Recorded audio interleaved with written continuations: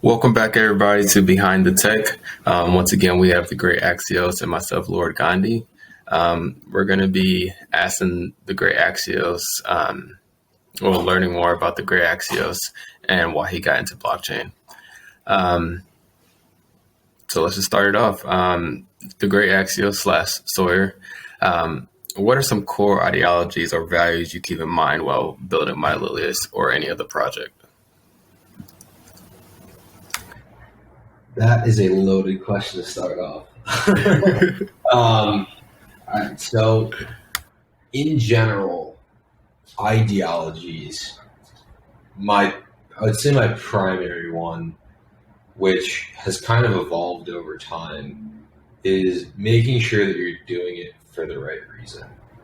Because looking at it from the consumer perspective or the business perspective or whoever you're building it for, you have to have the right mindset to say, I'm willing to see this through, because, you kind of work at this for however long it may be. And this goes for all developers and all teams and all projects. And you just have to make sure you're doing it for the right reason. You're not just going at it for, the dollar sign or, the fame or anything like that. You have to make sure you're doing it for the right reason, because that I just kind of found has gotten me the best results. I've always wound up doing better work and providing better solutions to different problems when I'm focusing on solving problems as opposed to making money.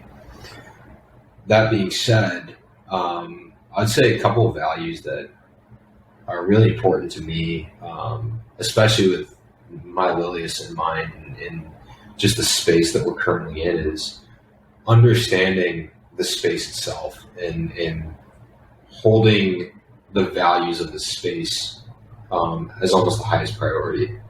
Everything that we're currently building there's no tracking, there's no, you have to pay a ton of money to get involved, you have to, it's an exclusive, this or that. Like, everything is designed to be for the people in a manner that is totally inclusive to everybody.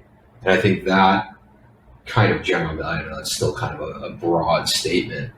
That's just something that's really important, whether it's, the decentralization itself, the privacy, the ability for people to do things, and, obviously always security. I'm just always focused on holding those at kind of the base of almost like a pyramid, I guess, or the base of whatever it is. And those are like the building blocks, because I feel like if we keep those in mind, even if we don't have the best tech out of the gate, even if it's not, the most, the cleanest solution on the market, it's the solution that actually cares about people, if that makes sense. Oh, yeah, that makes perfect sense. It's kind of like you just need a good foundation to get started, and from there it should support itself along the way. So that definitely makes sense. And knowing you, I know that you're in it for good reasons. We all want to make money at the end of the day, but going about the day to day, you can't really build anything worthwhile without having a primary reason that drives you outside of fame or a monetary value. So that being said, what impact in the long run do you want to leave on the space, if anything? Absolutely. To be honest, that was something that when I got involved in the space, I didn't really know. And over time, and I actually attribute this to all of the amazing people and projects that I've met in the space. I just really want to try to make this space be what it was intended to be. And what I mean by that is, when Bitcoin was first, put out into the public years ago, and even Ethereum itself years ago, decentralization was, that's all it was. There was no, big players involved. There was no, how do we get this to be, for everybody. It was just about building something that represented a solution to issues in the world, which was giving people control. And at the end of the day, even if not everybody uses what I build and what I'm doing with MyLilius, I want to try to push for the space to be more on that wavelength, because I think from a personal standpoint, that's what I believe in. I'm not, not anything negative toward, anything. I just truly believe that when we talk about freedom, that if individuals want to use things where it's theirs and they can prove that it's theirs, they should be able to. And I think that that's what all of this Web3 space has kind of brought about. And I just want to continue to build solutions and build products and build communities that push for this and allow people to utilize the internet in this way if they so choose. Also, I mean, that makes sense. This whole space is built around the idea of giving people the ability to do with their assets as they please, without the oversight or the middleman in between.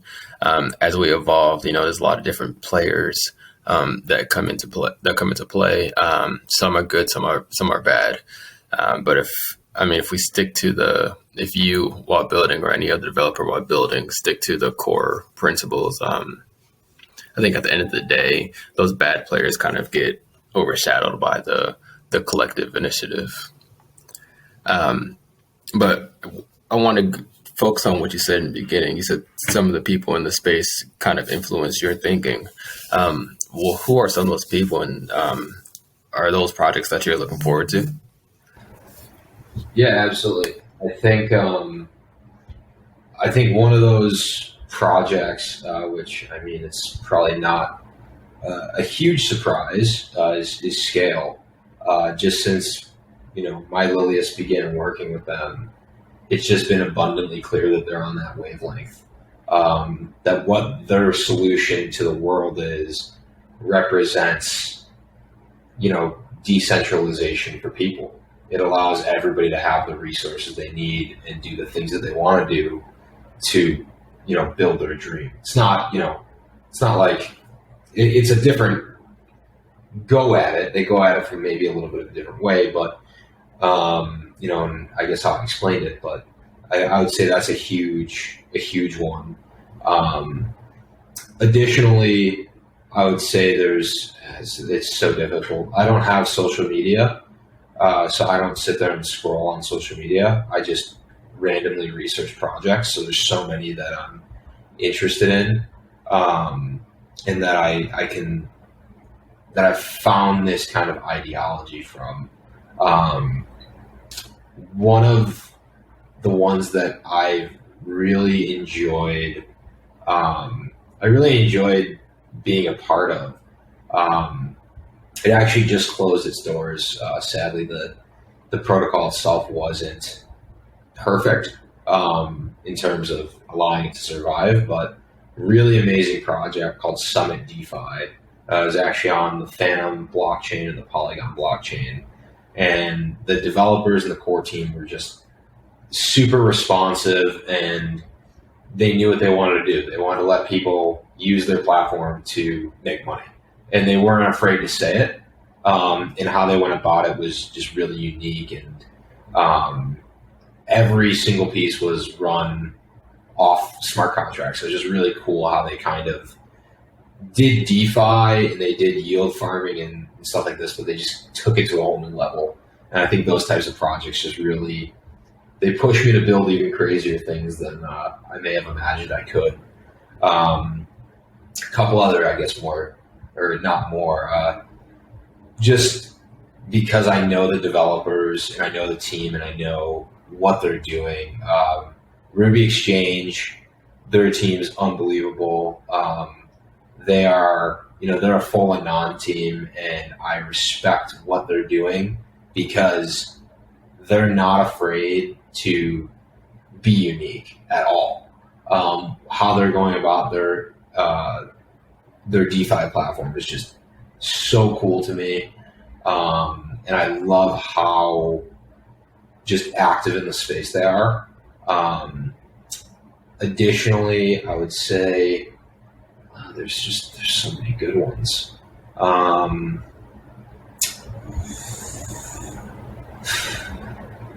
Are there any games that are piquing your interest right now? Games that are piquing my interest. That one that just committed to port to scale looks really cool. It's on Polygon. I put the name of it. Maybe that one looks super cool because it's very simple. Mm-hmm. I was a huge advocate for Axie Infinity when it first blew up. Obviously, the things that happened recently, it's difficult, but I still think that their games, awesome. Just how they're going about it and the opportunities it's given people is really, really amazing. I know there's a whole bunch that are constantly launching. And to be honest, games I have a hard time keeping up with just because I feel like there's so many. But pretty much any game that is building and utilizing the blockchain to do more than what the blockchain was intended for, I love, because I love the idea that we can do these things and give people more confidence in playing a game, as opposed to playing a centralized mobile game or centralized whatever game. I just love so many of these new games coming out and that have launched recently are using the blockchain to facilitate the actual gameplay and things like that. And I just think it's a huge step forward for the industry, and for the people that want to play these games. Yeah, for sure. I know personally, I'm looking forward to Block Brawlers and Crypto Crusades, two very different games that utilize the same underlying technology or similar. So that type of innovation in this space is always something I look forward to. And something you talked about kind of multiple times, the active team of Summit DeFi and the kind and active team of Ruby kind of just explains why some projects succeed and why some fail. It's just being personal, be able to talk to the people behind the project goes a long way, and being a community. I know Bitcoin is maybe an outlier there, but it's kind of the first one, so it had that advantage. And there was people around it, so the community was fairly strong to begin with. Just kind of connected people in a way that they hadn't been connected before, which just created a good effect for growth. And just to follow up on that, obviously there's a huge difference, right, when we get into like network versus DApp. In terms of what's going to make it succeed, what's going to make it fail, and obviously the team itself and the community and all that. Obviously, networks are generally going to be bigger than dApps just because dApps are on the networks themselves. But yeah, I definitely think you hit the nail on the head with like the teams. It's difficult because it's a decentralized space, but someone has to build it, right? And the teams that are active in the community and they're pushing the limits of what's possible. Yeah, some of them fail. Like obviously some at DeFi, they failed. It stinks because I thought it was awesome. And I thought what they were doing was great, but it happens. Like not everybody can succeed. That's just the way the world works. But the difference is when that project failed, the team did everything they could to get people as much of their monetary value back as possible. They gave them a heads up they were closing the doors. They paid back for some of the NFTs they had minted and things like that. Like those are the types of teams and projects that maybe they fail once, but they're probably going to come back at some point and succeed because they're not just another cookie cutter DApp or another cookie cutter platform, filling up the space. They're trying to give people something that they don't have. Yeah, and they're definitely a team that's probably going to fail forward and be successful moving forward. And I like that they kind of failed graciously and gave back, admitted when it was over, and didn't try to just roll it forward as long as they could. So, I mean, props to them. And I know the platform was pretty cool when I looked at it. One more question. Well, two more questions. First, I know part of the reason, part of the answer to this, but tell everybody else, and maybe you'll tell me something new. Why, when, and how did you get involved with Lilius? And we've been at it for a while, so what's kept you in it? Yeah, absolutely. So I got involved with Lilius when I met Lord Gandhi. We met pretty randomly, to be honest. It's not something that you would expect. It's a long story that's mostly uninteresting, though, so we won't go into that. In terms of getting involved, it was just kind of, for people that don't know, and this is something that I always find really cool, is when I was first approached with this idea, it wasn't the idea that we're building now. To be quite honest, we've gone through a lot of iterations and a lot of ideas, and that's something that makes us, I feel like, unique and both very strong, because we have experience failing.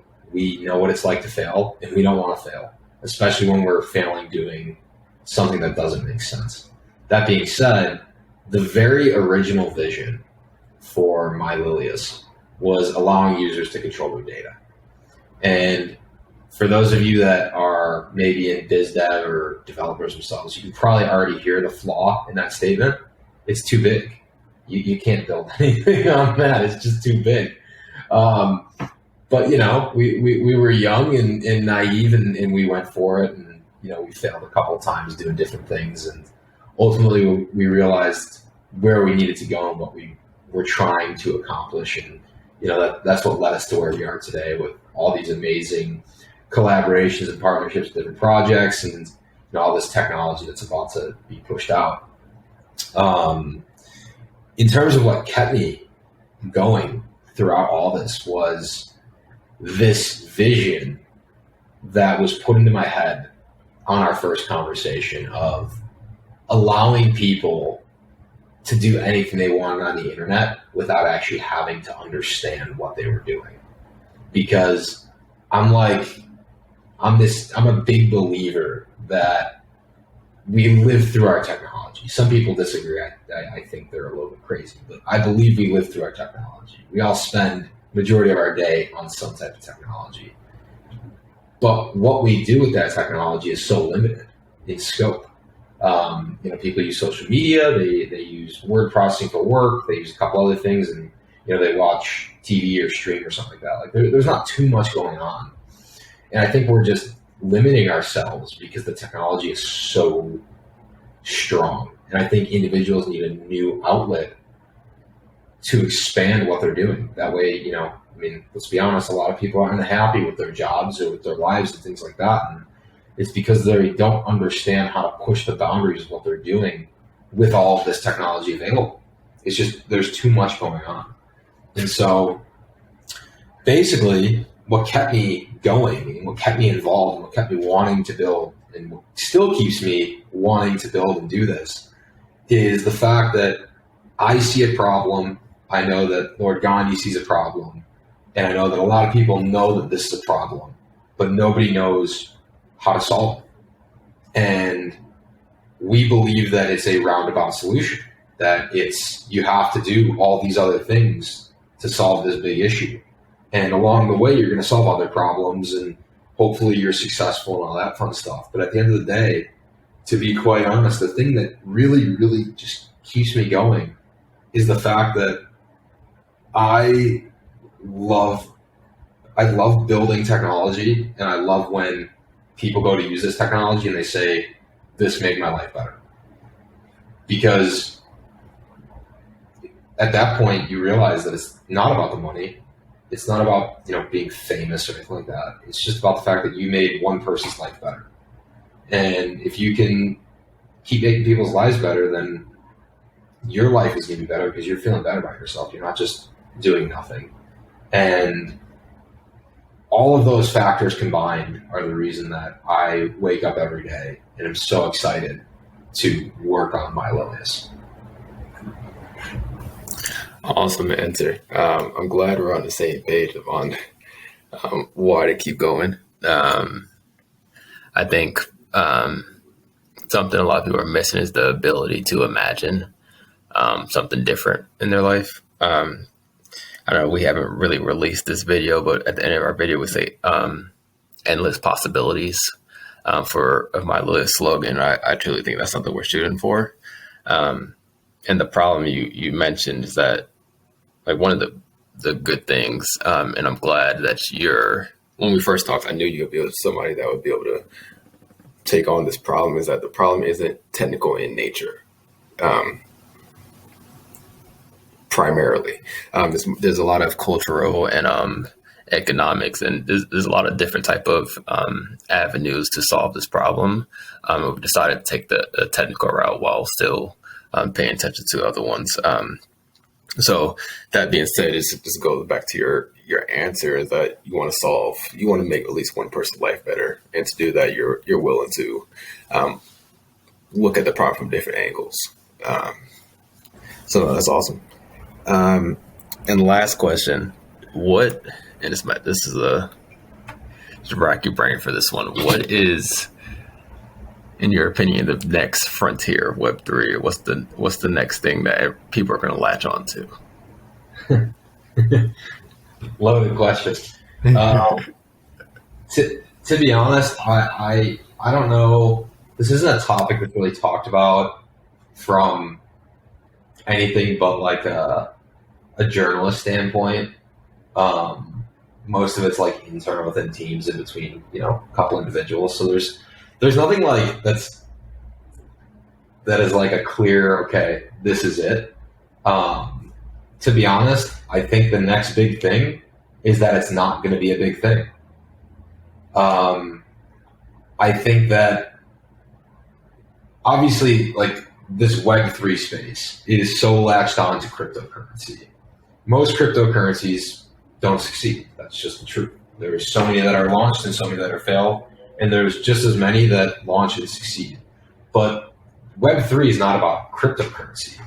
Web3 is about decentralization of the internet and allowing platforms to use shared security, shared consensus, and this public stack to prove things. That's really what the blockchain does. It has hashes and technology that proves what's going on. And so I think that because of the fact that there's so much adoption on the cryptocurrency front, what ultimately,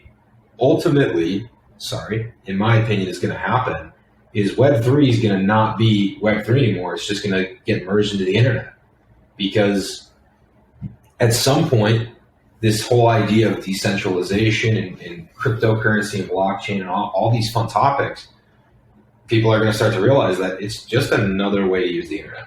That's really all it is. And there's going to be, higher level of adoption, more platforms that are migrating and porting to be decentralized and things like that. And at some point, I'm hoping we're going to wake up and, the majority of the internet we use is just built on this foundation, because that means that we can trust this foundation more because the foundation is trustless by nature. And so that's my really loaded response, is the next frontier for Web3 is that it's just another part of the internet, and that's how the average person sees it. Gotcha. So the next big thing for Web3 is people forgetting the term Web3. Essentially, yes. Gotcha. I could agree with that. That makes sense. It just makes sense from the standpoint of, like, all of the technology that comes out is so cool, and most of it doesn't get picked up by like mainstream media and the average person because they don't follow it. And so you can have the coolest technology in the world come out and be decentralized, and the people in this community, in this industry, they're going to love it, and they're going to support you, and you're going to be the big thing in this community, and that's great. But that doesn't mean you're necessarily opening a new frontier for Web3, right?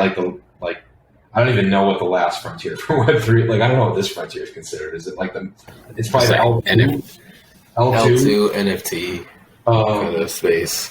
So like that was a huge step forward. Obviously, like Ethereum 2 merge is coming up, and that's going to be super exciting. And like I said, there's all these cool technology pieces launching.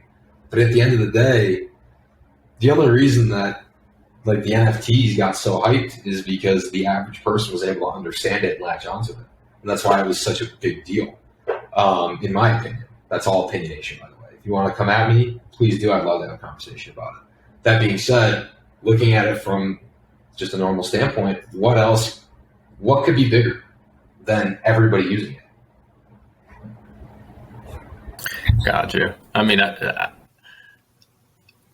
I kind of completely agree, but also I think that's a little more long term than a couple years, or even this year, next year. Okay. That's a mass adoption type of concept, but I think something that leads it there could be social, because once it's a successful social platform that's decentralized, that's kind of like the gateway into mass adoption. There already is a couple of them. DeSo is the big one, decentralized social. If you want my grandma doesn't know that. if you want the next short-term frontier, it is no gas, or at least free gas. There is no such thing as mass adoption when you have to pay to do every action. It is impossible. And so the short-term frontier is valueless gas, gasless, something in that nature. That is, in my opinion, what you're going to see short-term. That's what everybody should be aiming for, is finding a way to make it happen. Because that'll build toward my hope for the long term. So you heard it here first, folks. Scale will be in the next frontier with valueless gas, and basically no gas for the end users. So thank you, Axios, for taking the time for me today to put this out. Hopefully everybody enjoyed hearing TheGreatAxios thoughts. If you want to know more, just ping the MyLilius Twitter or join our Discord. You can agree or argue with him in there. please come and argue. I love to argue. Awesome. Thank you again, man. Absolutely.